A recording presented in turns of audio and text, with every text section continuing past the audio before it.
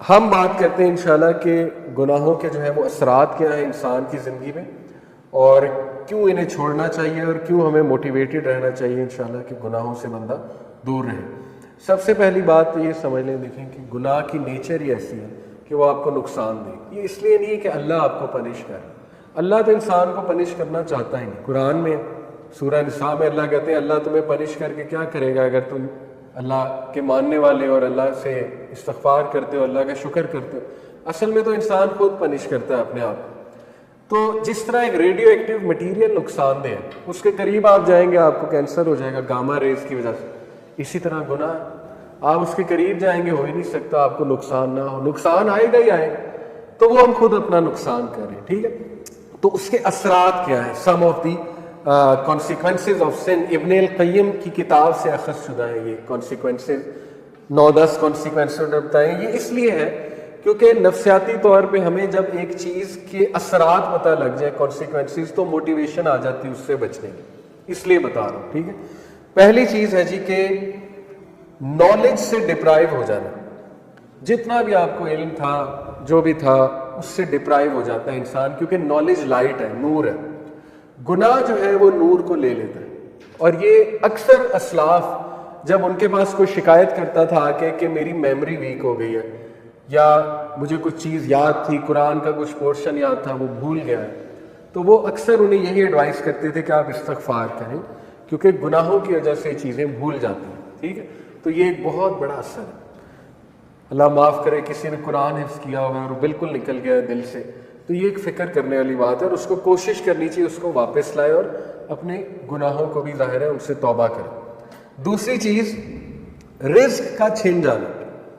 اللہ کے نبی صلی اللہ علیہ وسلم فرمایا، ابن ماجہ کی حدیث ہے، صحیح حدیث ہے، ایک شخص کو رزق ملنا ہوتا ہے حلال سے، لیکن وہ جلد بازی کر کے گناہ کر کے وہی رزق حرام سے لے لیتا ہے، تو پھر اس کو ایکسٹرا کچھ نہیں ملتا، جو اس نے لے لیا وہ مل جاتا ہے، نہ اللہ کی ہیلپ اس کے ساتھ ہوتی ہے۔ اور یہ جو حدیث ہے جو میں ابھی سنانے لگا ہوں، یہ کیا ہے؟ A man is deprived of provision because of the sins that he commits۔ انسان کو رزق سے ڈپرائیو کر دیا جاتا ہے اس کے گناہوں کی وجہ سے۔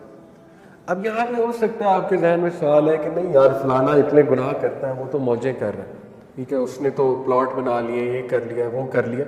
تو دیکھیں رزق 4 طرح کا ہوتا ہے، financial wealth, emotional wealth, social wealth, time wealth. ہو سکتا ہے اس کے پاس فائنینشیل ویلتھ ہو لیکن نہ ایموشنل ویلتھ ہو۔ ایموشنل ویلتھ کیا ہے؟ ذہنی سکون، وہ بھی رزق ہے، غنا، ٹھیک ہے، دل میں ایک سیٹسفیکشن۔ اسی طرح ایموشنل ویلتھ میں ہے جذبات پہ کنٹرول، اینگر مینجمنٹ اچھی، اخلاق اچھا، یہ ایموشنل ویلتھ ہے۔ ہو سکتا ہے وہ بندہ اس سے محروم ہو۔ آپ نے کئی لوگ دیکھے کچھ بھی نہیں کھانے کو لیکن ذہنی سکون ہے اللہ کی طرف سے، اولاد دی اللہ نے، اولاد پل بھی رہی ہے ماشاءاللہ، اور نیک اولاد ہے، ٹھیک ہے، سب کچھ ہے، تو کیا یہ رزق نہیں ہے؟ بالکل ہے۔ سوشل ویلتھ اسی کو کہتے ہیں کہ آپ کی اولاد اچھی ہے، آپ کی بیوی اچھی ہے، آپ کا جو ہے وہ گھر والے اچھے ہیں، آپ کے ساتھ لائل لوگ جمع ہو گئے، تو وہ بھی رزق ہے۔ ٹائم ویلتھ، ٹائم میں برکت، آپ کے کام جلدی ہو جاتے ہیں، ٹھیک ہے، آپ کرتے ہی وہ ہیں جو اللہ سبحانہ و تعالیٰ کو پسند ہے، یہ ٹائم میں برکت۔ تو جب ہم گناہوں میں پڑتے ہیں تو یہ ہمارا رزق ڈپرائیو ہوتا ہے، ٹائم سے برکت اٹھ جاتی ہے، ٹینشنیں بڑھ جاتی ہیں، ٹھیک ہے، ٹائم مینجمنٹ ویک ہو جاتی ہے۔ نمبر 2 آپ دیکھیں نا گناہوں میں وقت کتنا ضائع ہوتا ہے۔ اللہ معاف کرے اگر ایک گناہ عادت بن چکی ہے، 4 گھنٹے 3 گھنٹے لوگ اس میں پڑے رہتے ہیں، ٹھیک ہے، اور وہ ضائع ہو رہا ہے وقت۔ سوچیں کتنا وقت ہم جوانی کا ضائع کر دیتے ہیں، ٹھیک ہے، ان چیزوں میں، اللہ معاف کرے۔ تو اس سے نکلنا ہے، اپنے آپ کو موٹیویٹ کرنا ہے۔ پھر آپ دیکھیں سوشل ویلتھ، ہمارے ساتھ لوگ ہی ایسے آ جائیں جو ہمیں کھانے کو تیار، اور بس ان کی نظر ہماری دولت پہ ہو، تو پھر یہ کون سا رزق ہے؟ اس کا مطلب ڈپرائیو ہو رہا ہے گناہوں کی وجہ سے۔ پھر آپ دیکھیں ایموشنل ویلتھ، ذہنی سکون ہے، ہر وقت ٹینشن ہے، ہر وقت سٹریس ہے، ہر وقت پریشانی ہے، ہر وقت منہ پہ شکایت ہے، اس کا مطلب گناہوں کے اثرات آ تو رہے ہیں۔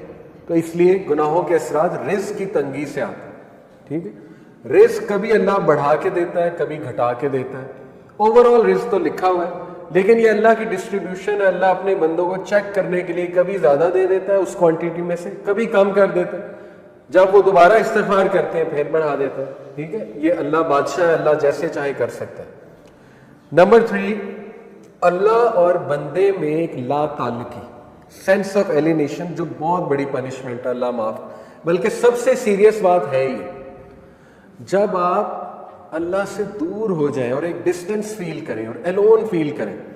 दुनिया की सबसे बड़ी लोनलीनेस, सबसे बड़ी तन्हाई अल्लाह से दूरी, ठीक है। तो गुनाह उस डिस्टेंस को इंक्रीज करते हैं, क्योंकि देखें ना, इंसान अल्लाह माफ़ करे अब गुनाहों में होता है तो अल्लाह, जाहिर है फरिश्ते उसके इर्द गिर्द नहीं होते, फरिश्ते भी उठ जाते हैं उस जगह से, रहमत नहीं होती अल्लाह की, लेकिन उम्मीद होती है, उम्मीद बहुत है। अल्लाह गुनाहगारों को ही माफ़ करते हैं, ऑब्वियस सी बात है। अल्लाह ज़रूर होते हैं, बंदे की तरफ मोहब्बत से देख भी रहे होते हैं, चाहते हैं बंदा निकल आए और बंदा जो है मुझसे दुआ करे, मुझे पुकारे, लेकिन गुनाहों की वजह से आहिस्ता आहिस्ता ये रिलेशन वीक होता जाता है। वीकनेस यहाँ तक आ जाती है कि एक बंदा ना मायूस हो जाता है, कहता है यार क्या अल्लाह से मदद मांगूं, मैं तो बहुत ही एक्स्ट्रा कर चुका हूँ, काम इसराफ कर चुका हूँ गुनाहों के, अब क्या मैंने अल्लाह से बात करनी, ठीक है। तो फिर बंदा गिव अप कर देता है, गिव अप करके वो मज़ीद गुनाहों की तरफ चला जाता है। इसलिए इस डिस्टेंस को कम करने के लिए इस्तिग़फ़ार, गुनाहों से तौबा करना, गुनाहों को छोड़ना, ताकि आप अल्लाह के करीब आ जाएं और उस रिलेशन को एंजॉय करें। खालिक के साथ जो रिलेशन है ना, वो सबसे खूबसूरत, सबसे हेल्दी रिलेशन, सबसे ब्यूटीफुल रिलेशन है, और इंसान खुश हो जाता है खालिक के साथ रिलेशन स्ट्रॉन्ग करके, ठीक है। ये चौथी चीज, things become difficult for him so that he does not turn his attention towards any matter but he finds the way blocked और ही फाइंड्स इट डिफिकल्ट। काम मुश्किल होना शुरू हो जाते हैं गुनाहों की वजह से। मैंने जैसे कहा रिस्क में तंगी आ जाती, इस तरह कामों में भी मुश्किलात आना शुरू हो जाता है। अच्छा खासा काम कोई था, होने लगा था, एक नाम मुश्किल बन गया, रुकावट आ गई, ठीक है। तो इस मौके पे बंदे को इस्तिग़फ़ार बढ़ाना चाहिए, अपने गुनाहों की तौबा करनी चाहिए इस मौके पे, ठीक है, ताकि वो अटका हुआ काम जो अल्लाह की रहमत से वो ठीक हो जाए। एक असलाफ थे, सलफ थे, उनका वाक़या है कि वो कुरान हाफिज थे, तो उन्होंने क्रिश्चियन औरत से, एक क्रिश्चियन औरत थी, उससे उन्हें मोहब्बत हो गई, बहुत खूबसूरत औरत थी, तो ज़ाहिर खूबसूरती की वजह से वो अट्रैक्ट हुए। उस क्रिश्चियन औरत ने उनके सामने शर्त ही रखी कि तुम इस्लाम छोड़, इस्लाम छोड़कर जो है ना वो फिर तुम मुझे पालो। तो वो जो सलफ थे उन्होंने बात मान ली, अल्लाह माफ़ करे, ही left Islam for the sake of women, उससे इम्प्रेस हो। और फिर जो है वो एक बार कहीं से गुजर रहे थे तो कुरान की जो है ना वो ये आयत उनके सामने आई, सूरह हज की, कि लोगों में से कुछ ऐसे हैं जो एज पे खड़े हैं, जब तक उन्हें अच्छाई आ रही है वो अल्लाह की तरफ है, और जब उन्हें कोई मुश्किल आती है तो वो इस्लाम से चले जाते हैं, और ऐसे लोग दुनिया में भी खसारे वाले, आखिरत में भी खसारे वाले। तो वो इतना रोए आयत सुन के कि अल्लाह ने मुझे मैसेज दे दिया, उन्होंने तौबा की और वापस आए।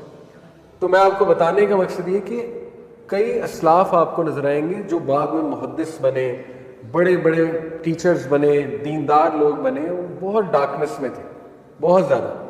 जैसे अब्दुल्ला बिन मसलम का वाक़या है, इमाम बुखारी के टीचर, शराबी थे, शराब छूटती ही नहीं थी, ठीक है, शराब के नशे में धुत थे। एक दिन इमाम अशाबी आए, जो कि उस दौर के बहुत बड़े मुहद्दिस थे, गधे पे सवार थे वो, क्योंकि रसूलुल्लाह की सुन्नत है, गधे पे रसूलुल्लाह सफ़र किया हुआ।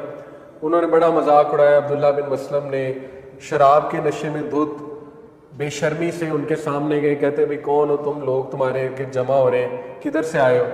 इमाम अशाबी ने कहा जी मैं मुहद्दिस हूँ। उन्होंने कहा जी मुहद्दिस क्या होता है। इमाम अशाबी ने कहा मुहद्दिस होता है जो हदीस सुनाता। उन्होंने बेशर्मी से कहा अच्छा मुझे भी सुना, देखते हैं मुझ पे कितनी असर करती है। शराब के नशे में धुत थे तो उन्होंने हदीस सुनाई कि नबी अकरम सल्लल्लाहु अलैहि वसल्लम ने कहा जब तू शर्म ना कर तो जो चाहे कर।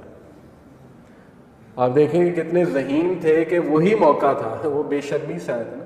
अल्लाह के नबी ने कहा ठीक है, ये इस तरह है जैसे बाप बेटे को नहीं कहता जा फिर जो करना है कर। तो देखें वो हदीस ऐसा उनके ऊपर गिरी पहाड़ बन के। उन्होंने कहा कि मैं उसी वक्त बस तौबा की, इरादा किया गया अल्लाह मैं इतना बेशरम हो गया हूँ। और माशाल्लाह आप देखें वो अब्दुल्ला बिन मसलम इमाम बुखारी के उस्ताद, ठीक है, हदीस के हवाले।